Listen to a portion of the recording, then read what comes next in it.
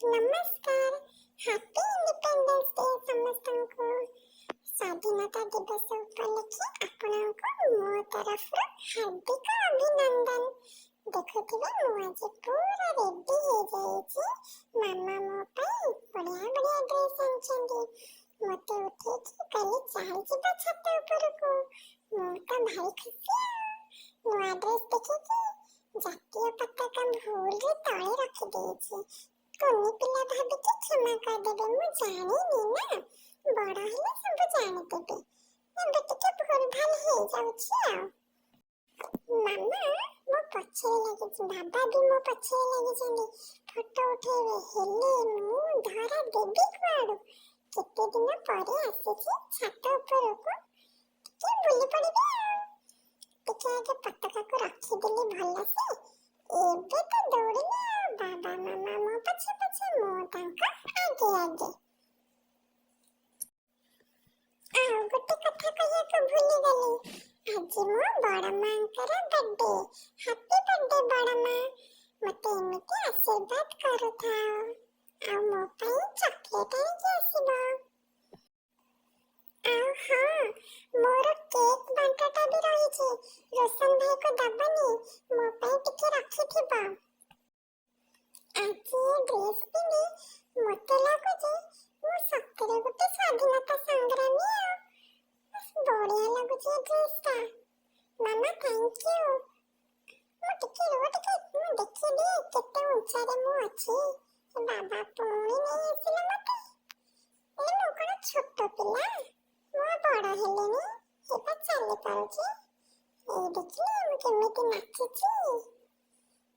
ଏମିତି ମୁଁ ଡେଇଁ ଡେଇଁକି ଟିକେ ନାଚିଦିଏ ଖୁସି ହେଇଗଲେ। ଆଜି ମୁଁ ଭାରି ଖୁସି, କାହିଁକି ନା ଛାତ ଉପରକୁ ଆସିଛି। ଆଉ ମାମା ଫଟୋ ସବୁ ଉଠେଇ ସାରିଲେ? ମୋ ପାଇଁ ଚକୋଲେଟ୍ ଆଉ ବିସ୍କୁଟ, ସେଉ ବୁନ୍ଦି ଦବ ଖାଇବାକୁ। ମୁଁ ଜାଣିନି, ମୁଁ ଶୁଣିଛି ସ୍କୁଲରେ ମିଳେ। ତମେ ତ ମୋତେ ସ୍କୁଲ ଛାଡୁନ। ସେଉ ବୁନ୍ଦି ନ ଦେଲେ ହବନି, ଭଲ କଥା କହିଦେଲି। କପଡ଼ା ଆଣିଛ, ନ ଶୁଖେଇକି ମୋରି ପଛରେ ଲାଗିଛ ନା। ମୁଁ ତ ଆଜି ବହୁତ ମସ୍ତି କଲି। ଆପଣମାନେ ବି କେମିତି ପାଳିଲେ ମୋତେ କମେଣ୍ଟ କରିକି ଜଣାଇବେ। ଆମର ଆହୁରି ପ୍ଲାନିଂ ଅଛି। ଆମେ ଏବେ ରେଡି ହେଇକି ବାବା ମାମା ମୁଁ ଆମେ ଯିବୁ ମାର୍କେଟ। ମୁଁ ଶୁଣିଛି ଆଜିକାଲି ବହୁତ ଲାଇଟିଂ ଶୋ ହେଇଥାଏ ଭୁବନେଶ୍ୱରରେ ସବୁ ଜାଗାରେ। ଆପଣମାନେ ଦେଖିବେ କି? ଆସନ୍ତୁ ଦେଖିବା।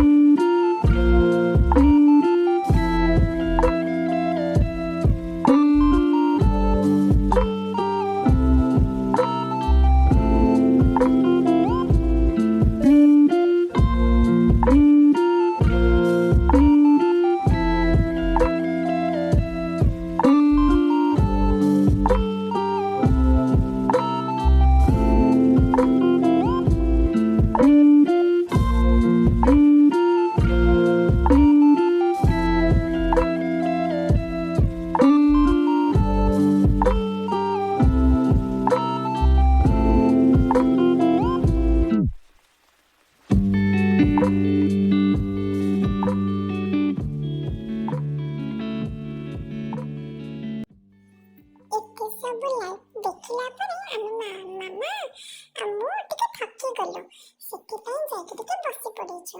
ଏବେ ଆମେ ଟିକେ ଚା କଫି ଆଉ ପକୁଡ଼ି ଖିଆ ହେବ।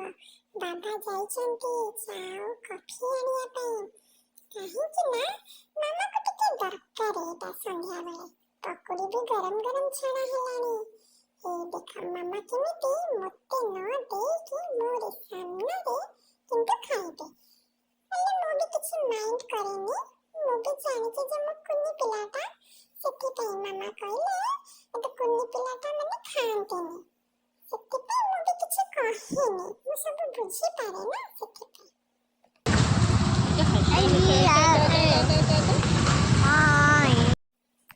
ଏମିତି ବୁଲି ସାରିଲା ପରେ ଆମେମାନେ ଘରକୁ ପଳେଇ ଆସିଲୁ।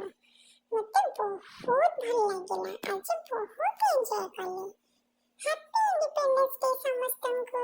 ପୁଣି ଥରେ ମୋ ଭିଡ଼ିଓ ଯଦି ଆପଣଙ୍କୁ ଭଲ ଲାଗେ ଲାଇକ୍, କମେଣ୍ଟ ଆଉ ସବସ୍କ୍ରାଇବ କରିଦେବେ।